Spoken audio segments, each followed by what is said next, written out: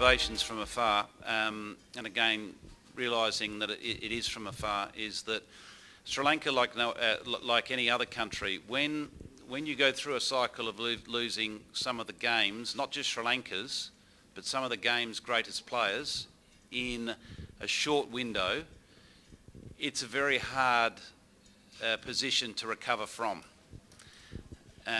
Australia had a very similar situation, and you could argue that they have been fighting to recover from that great team that was led by Ponting many years ago.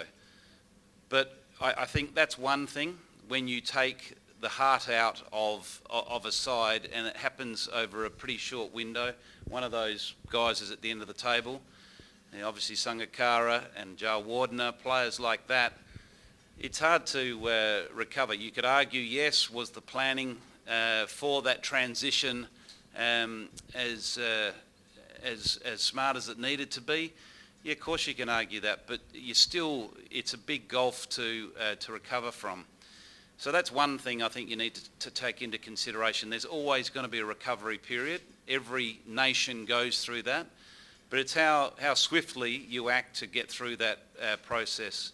The other thing that's become very clear, having done quite a bit of research and a lot of discussions with a lot of people that understand the first class and the domestic game here in Sri Lanka, is that it's not a system that supports excellence, and that is something that is very much a priority with regards to our rebuild.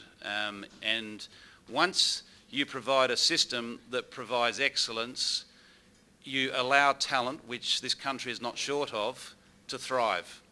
So once we manage to get those structures in place, which will happen reasonably swiftly, I think you'll enjoy, like the rest of the country, the rewards of that new first-class structure, and the national team will also respond well with better prepared players for international cricket.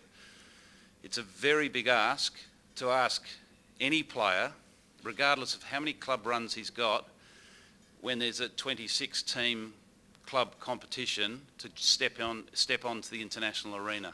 It's an enormous gulf between a first-class structure and what's on offer on the international stage. So once that's just one area, so once those things are addressed, which are very much in the process of being addressed, I think we'll see, and I'm not saying immediate, but I think we'll see some wonderful benefits both through domestic cricket and also the fruits that it bears on the international stage.